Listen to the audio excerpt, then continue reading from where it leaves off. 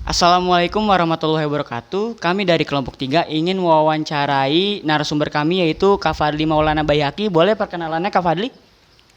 Iya, perkenalkan nama saya Fadli Maulana Bayhaqi, biasa dipanggil Fadli. Saya selaku founder dari atau pendiri dari Di Balik Cerita Pictures ini.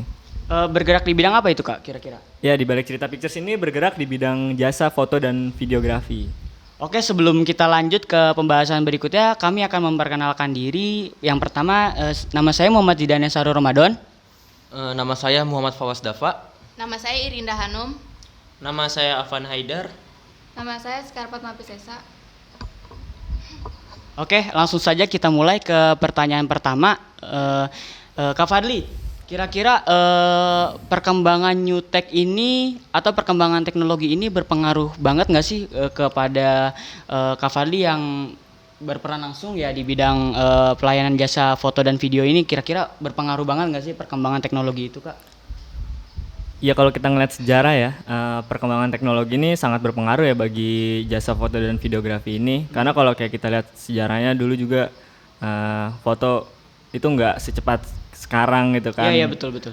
Terus video juga mungkin nggak sesimpel sekarang dengan kamera yang lebih kecil gitu kan. Iya, betul. Itu sih. Terus juga secara dari segi marketing pun new tech ini sangat membantu ya.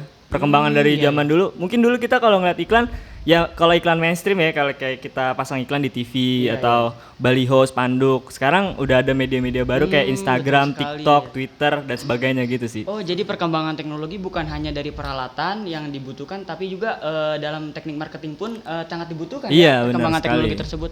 Oke, pertanyaan pertama sudah terjawab oleh Kak Fadli. Kemudian kita lanjut ke pertanyaan kedua.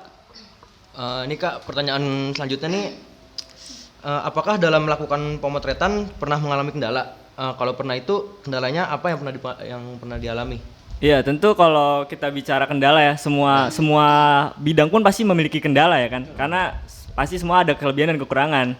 Di new tech ini kendala kita tuh sebenarnya lebih minim daripada teknologi-teknologi terdahulunya ya. Kayak sekarang paling kendala-kendalanya itu mungkin kalau misalnya emang kameranya atau alatnya kurang dirawat, mungkin terjadi kerusakan di alat gitu kan. Atau kalau misalnya terutama sih memori biasanya ya kan, karena kan kalau kita digital kan pasti semua di save di memori kan. Iya, benar. Memory card itu biasanya paling kalau nggak rusak, nggak kebaca, kepenuhan gitu kan. Biasanya kayak gitu. Iya. Biasanya kayak gitu. Solusinya ya kita pasti punya cadangan, alat cadangan dan memori cadangan juga. Baiklah. Ya cukup. Sekarang pertanyaan selanjutnya yang akan ditanyakan oleh teman saya. Pertanyaan selanjutnya, contoh penerapan new teknologi apa sih Kak yang udah diterapkan di teknik pemotretan dan teknik video? Oh ya, kalau secara metode nih ya, pasti udah beda banget sama zaman dulu ya kan. Kalau zaman dulu tuh kamera gede banget gitu kan, atau video kamera tuh nggak bakal bisa gerak, atau kalau misalnya mau gerak pun pasti pakai rig yang gede banget itu kan. Kalau sekarang paling kalau video cuman pakai gimbal aja udah bisa jalan gitu kan, udah bisa stabil. Iya, stabilizer. Kalau foto juga gitu kan, sekarang kamera udah makin maju, makin kecil kan. Sekarang ada mirrorless kan, mirrorless lebih kecil daripada DSLR kan, gitu sih kalau secara metode. Terima kasih Kak udah terjawab pertanyaannya. Pertanyaan selanjutnya akan ditanya oleh teman saya. Pertanyaan keempat dari saya, di saat krisis pandemi sebagian besar orang banyak kehilangan pendapatan mereka. Nah, apakah vendor ini termasuk salah satunya? Kalau iya, bagaimana cara mengatasinya? Iya, jujur ya, dari bulan kan pandemi kita mulai dari bulan Maret ya. Maret sampai 3 bulan setelahnya itu berarti bulan Juni ya, Juni kalau nggak salah. Juni udah mulai masuk new normal kan. Selama pandemi dari awal itu emang gimana ya, kita bertahan hidup pakai sisa-sisa sisa-sisa tabungan kita aja sih. Kalau untuk bertahan 3 bulan pertama itu emang berat ya, bener-bener nggak ada pemasukan karena orang pasti lebih mentingin dia hidup dulu, makan dulu kan. Karena kan kita di pandemi ini kita juga nggak bisa keluar ya kan. Sedangkan kita foto ini kan biasanya lebih banyak di wedding kan. Karena wedding aja di stop karena nggak boleh keramaian kan. Itu dia lumayan cukup ya menguras kantong lah, bisa dibilang kita pemasukan juga nggak ada. Ya bertahannya kita pakai ya udah tabungan yang duit simpanan yang dulu gitu kan. Gitu. Yang penting kita masih hidup dulu kan. Kalau untuk studio ini kan kebetulan ini studio baru mulai setelah pandemi. Karena sebelumnya kita vendor foto video di wedding kan. Karena di 3 bulan itu wedding nggak ada sama sekali ya. Ya udah, terus mulai di Juni karena kita bingung juga kan mau pendapatan nambahnya dari mana lagi nih. Akhirnya kita bikinlah studio gitu sih. Kalau studio setelah new normal sih 1-2 alhamdulillah masih ada yang masuk ya, setiap minggu tuh 2-3 karena kebetulan pas new normal itu lagi banyak-banyaknya UMKM yang jualan. Sedangkan jualan itu perlu marketing kan. Nah, marketing itu biasanya dia masarin kan lewat foto kan, foto video. Nah, kebetulan udah banyak juga tuh kita bantu-bantu UMKM, kasih harga sih kelasnya gitu kan. Ya alhamdulillah dari situ juga berjalan studio ini kan dari awal mula. Terus juga barengan sama ini kemarin tuh Juni tuh barengan sama anak SMA lulus kalau nggak salah ya kan. Iya, anak SMA lulus juga banyak yang foto di studio ini kan. Alhamdulillah setelah normal udah ya tetap kita menerapkan protokol kesehatan ya. Gitu sih. Oke. Terima kasih Kak. Pertanyaan selanjutnya ditanyakan oleh teman saya. Kak, saya mau bertanya, apakah ada backup plan apabila fotografer atau videografer tersebut tiba-tiba berhalangan di hari H?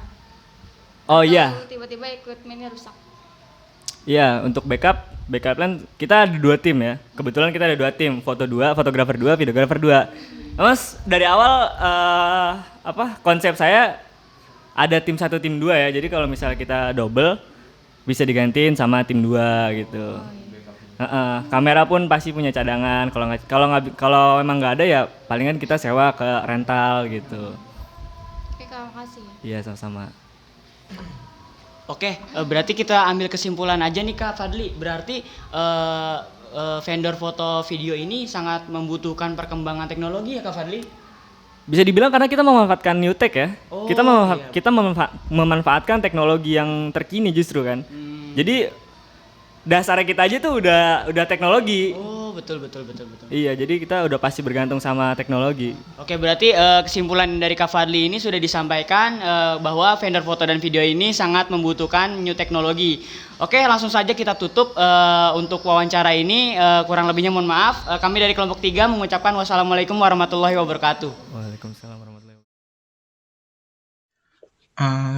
Saya ingin melanjutkan wawancara kemarin teman saya dari kelompok 3 ya. Sebelumnya, Oke. perkenalkan nama saya Egy Bintang dan teman saya Dion Yuda. Pertanyaan pertama, terbentuknya vendor ini gimana sih Kak? Ya, untuk terbentuknya sendiri, kita belum lama ya. Berdirinya tuh kemarin pas new normal, sekitaran bulan Juli ya nggak salah. Sebenarnya keinginan buat buka studio ini udah lama banget ya, udah dari 2 tahun yang lalu, cuman baru terrealisasi kemarin gitu. Terus kira-kira alat-alat apa aja yang dipunya saat ini yang Kakak punya teknologi terbarunya? Ya kalau untuk teknologi terbaru, ya mungkin semua udah teknologi terbaru ya, udah nggak kayak dulu. Kayak sekarang ya pakai lighting, pakai kamera yang lebih kecil, nggak kayak kamera zaman dulu gitu-gitu. Lebih digital gitu. Udah lebih cepet, untuk mindahin file juga lebih cepet gitu sih. Oke, gimbal juga berarti ya kalau buat video. Oke. Terus gimana cara Kakak mempromosikan? Awal-awalnya tuh kan nggak mungkin kan langsung dapat pelanggan. Oh ya, kebetulan pangsa pasar kita kan kita foto studio ya, dan ini ya, dan wedding. Kalau untuk studio sendiri, pasar kita taruh di Instagram. Jadi kita taruh portofolio kita di Instagram, terus kalau untuk weddingnya kita pasang Instagram Ads. Nah kalau untuk foto studionya, kebanyakan rata-rata ya yang kita tanya kan klien-klien yang udah datang ke kita tanya, Kak tahu vendor kita dari mana? Ternyata mereka tuh tahu dari hashtag di Instagram gitu. Kita taruh, jadi setiap postingan kita taruh hashtag foto studio Bekasi, foto studio Jakarta Timur, terus ada tulisan hashtag anak SMA. Jadi rata-rata atau graduation, wisuda. Jadi rata-rata yang datang ke studio kita tuh pasarnya ya anak-anak wisuda dan anak-anak SMA yang baru lulus kan, kemudian kan kemarin juga kan lagi pandemi ya, terus anak-anak SMA yang udah lulus juga nggak ada ini kan, nggak ada wisudaan Iya, gitu nggak kan. ada foto-fotonya juga. Iya, nggak ada BTS-nya, terus akhirnya pada foto di studio kita gitu, karena kemarin lagi promo juga jadi murah mungkin bagi anak-anak SMA Berarti gitu sosial sih. media ini pengaruh banget ya. Sekarang kebetulan marketing vendor kita nih sosial media semua dari Instagram, TikTok, Facebook, pakai sosial media semua. Selanjutnya Dion, apa yang mau ditanya kira-kira? Nah, saya simpel aja mau nanya, ini ada penambahan teknik baru nggak sih di pemakaian kamera buat motret gitu, Kak? Kalau untuk penambahan teknik sih sejalan dengan berkembangnya dari digital SLR ya, dari kamera Ya. yang zaman sekarang sebenarnya sama, dari DSLR ke mirrorless juga tekniknya juga sama. Cuman kalau yang bedain zaman dulu mungkin kayak analog gitu ya. Kalau analog kan dia mungkin agak ribet di misalnya nggak boleh salah, nggak boleh ini. Kalau sekarang kan lebih instan. Kalau salah tinggal hapus. Jadi nggak perlu buang-buang film. Kalau pakai analog kan filmnya juga mahal kan. Kalau sekarang kan udah digital masuk ke memori, lebih murah, lebih instan gitu. Kalau salah ya tinggal hapus, nggak perlu buang-buang biaya. Hemat biaya lah istilahnya kalau zaman sekarang. Lebih ke upgrade berarti ya.